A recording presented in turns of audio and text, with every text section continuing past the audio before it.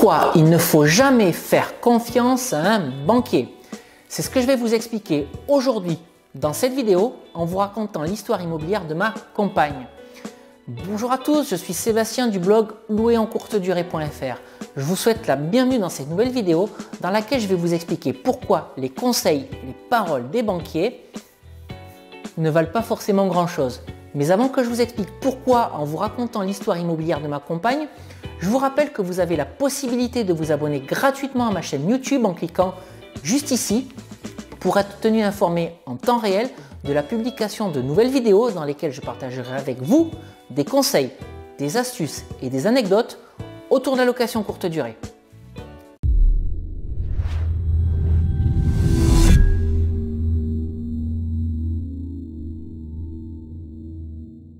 Alors l'aventure immobilière de ma compagne démarre au tout début de l'année 2014 où elle a réalisé un investissement locatif dans la ville de Pau, tout simplement parce qu'elle est de la région paloise. La recherche du financement, pour être honnête avec vous, n'a posé aucun souci, ce qui fait qu'un locataire a très rapidement été mis en place dans l'appartement. Alors toujours pour être honnête avec vous, c'est absolument pas la super bonne affaire immobilière, elle ne dégage pas de cash flow négatif mais juste un cash flow positif de quelques euros par mois, ce qui fait que le bien s'autofinance à peine. En revanche, tout début 2015, donc un an à peu près après, elle a souhaité acheter un nouvel appartement, mais cette fois-ci à Toulouse, pour l'exploiter en location saisonnière. Elle a donc recherché le bien, elle a fait plusieurs visites et elle est tombée sur la véritable bonne affaire immobilière. Un appartement de 35 mètres carrés affiché à 64 000 euros.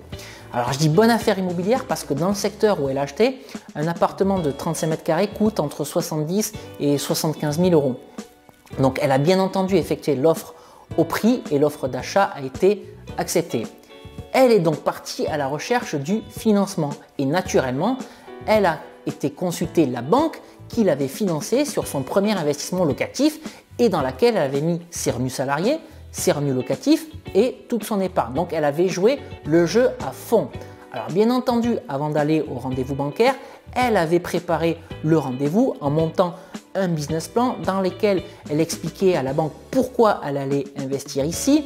Elle expliquait également qu'elle allait dégager du cash flow avec les valeurs locatives, les estimations de valeurs locatives à l'appui qui avaient été fournies par l'agence et elle indiquait comment sur plusieurs années elle allait s'enrichir grâce à cet appartement et elle avait de plus amené des fiches de vente qui montraient qu'elle avait vraiment acheté en dessous du prix du marché. Par contre, dans le business plan qu'elle avait monté, en l'occurrence pour la banque, elle expliquait bien entendu qu'elle allait exploiter cet appartement en location normale et non en location courte durée. Si aujourd'hui vous souhaitez vous lancer dans la location courte durée, et là j'ouvre une parenthèse, surtout n'allez pas voir la banque en expliquant que vous allez exploiter l'appartement en location courte durée. Les banques ne comprennent pas ce mode d'exploitation et sont déjà très frileuses avec de l'investissement entre guillemets classique, donc surtout n'allez pas leur parler de location courte durée. Assurez-vous que le bien s'autofinance et dégage du cash flow en location traditionnelle. Je ferme la parenthèse.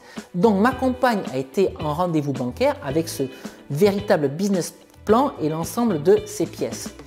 Et je vous laisse imaginer ce que la banque a dit à l'issue du rendez-vous. La banque a dit « on ne vous financera pas, plutôt que d'investir dans l'immobilier, mettez vos économies sur des comptes d'épargne de type livret A pour payer les études de vos enfants ». Je crois que c'est le plus mauvais conseil qu'une banque puisse dire à l'un de ses clients. Dire à un client d'investir sur des supports financiers à 1 ou 1,25%, ça c'était le taux du livret A à l'époque, sachant qu'on amène un projet immobilier viable qui va générer du cash flow, qui est acheté en dessous du prix du marché, sachant en plus que le plus mauvais projet immobilier que vous puissiez réaliser a une rentabilité de 3 à 4%, là on était déjà sur des taux 3 à 4 fois supérieurs à ce que nous proposait la banque. Sachant que de plus l'investissement était plus rentable que ça puisqu'on était sur une rentabilité entre 9 et 10%. Donc un conseil, n'ayons pas peur des mots, absolument débile. Ma compagne a été très déstabilisée par ce refus et est donc partie à la recherche du financement dans une autre banque. Et la seconde banque qu'elle a choisie, c'est ma banque, une banque qui m'avait suivi quelques mois plus tôt sur un autre projet d'investissement locatif. Donc c'est pareil, elle amène les mêmes pièces en rendez-vous, elle justifie que le projet est viable et le conseiller bancaire lui dit à l'issue du rendez-vous que le projet est tout à fait viable et que la banque va le financer. Ma compagne a donc été rassurée. Temporairement, parce qu'elle n'a jamais reçu l'accord écrit de la banque qui indiquait que le projet serait financé par la banque en question. Et honnêtement, pendant 1 mois et demi, ma compagne a appelé 2 fois par semaine la banque pour obtenir ce fameux papier dont le notaire avait besoin pour continuer la vente. Elle ne l'a jamais obtenu et au bout d'1 mois et demi, la banque a dit qu'elle ne financerait pas le projet. C'est à se demander ce que vaut la parole des banquiers parce que je vous rappelle que 1 mois et demi plus tôt, en face à face, la même banque lui avait expliqué qu'elle financerait le projet.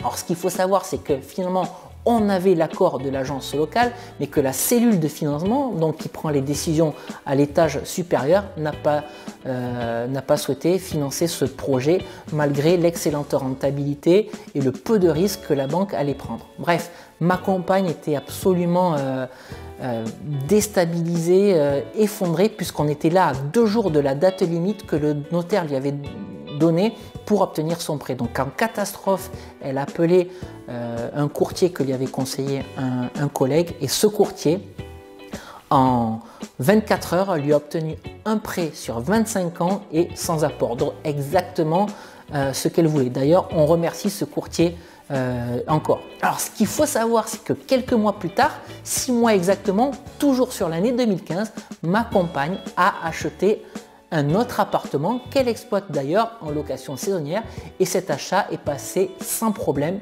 toujours sur 25 ans et toujours sans apport. Et donc ces 2 investissements locatifs à Toulouse, exploités en saisonnier, lui ramènent 2 400 € de loyer chaque mois pour un cash flow total de 1 400 €. Donc 2 véritables bonnes affaires immobilières.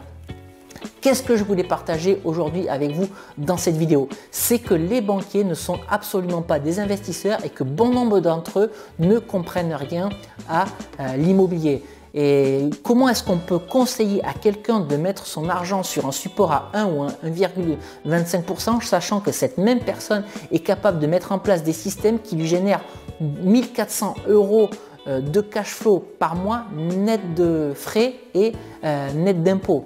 Le second point que je voulais souligner dans cette vidéo, c'est qu'il ne faut absolument pas faire confiance aux banquiers. L'accord oral ne vaut rien tant que vous n'avez pas d'accord écrit. Considérez que vous n'avez pas obtenu votre prêt.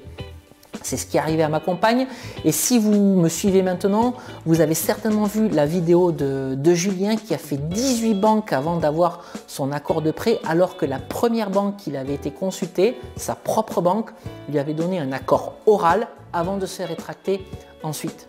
Ce qu'il faut retenir également, c'est que lorsque vous allez présenter votre dossier d'investissement locatif à la banque, il faut absolument qu'il soit béton.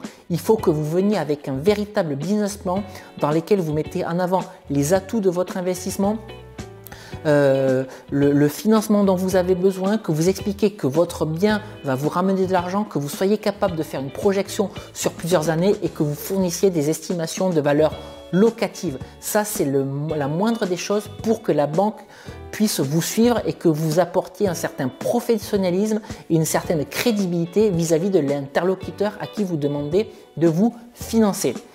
Ce qu'il faut savoir également, c'est que vous devez trouver la bonne personne, celle qui va vous financer. La relation entre l'investisseur et le banquier est avant tout une relation humaine. C'est la raison d'ailleurs pour laquelle certaines banques vont vous suivre alors que d'autres banques vous diront non. Donc surtout, ne soyez pas déstabilisés par un non. Si vous êtes convaincu de la viabilité de votre projet, persistez. Ne vous arrêtez pas à un refus, à 2 refus, à 3 refus, à 10 refus, à 20 refus. Continuez à chercher votre financement tant que la date limite n'est pas passée. C'est vraiment tout ça que je voulais partager avec vous aujourd'hui dans cette vidéo. Donc retenez bien ça, les banques ne sont pas forcément les meilleurs conseillers en investissement immobilier et ne vous arrêtez pas à un refus. Persistez. J'espère que cette vidéo vous aura plu. Si c'est le cas, n'hésitez pas à la liker, n'hésitez pas à la partager. Ça me fera plaisir et ça fera également plaisir à ma compagne qu'on parle un petit peu de son aventure immobilière.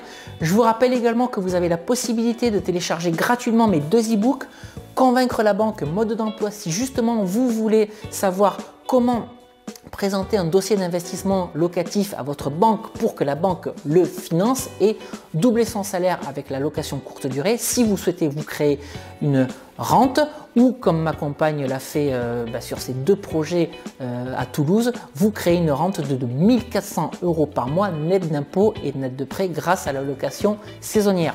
Vous pouvez télécharger ces 2 e-books en cliquant sur les 2 vignettes qui apparaissent dans cette vidéo si vous vous trouvez dans un navigateur internet.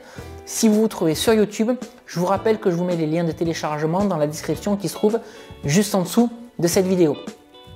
Voilà, je crois que j'ai fait à peu près le tour de ce que j'avais à vous dire aujourd'hui. Je vais donc vous quitter et je vous dis à très bientôt pour une nouvelle vidéo dans laquelle je partagerai encore avec vous des conseils, des anecdotes et des astuces autour de la location courte durée. Je vous dis à très bientôt pour une nouvelle vidéo. Ciao, ciao!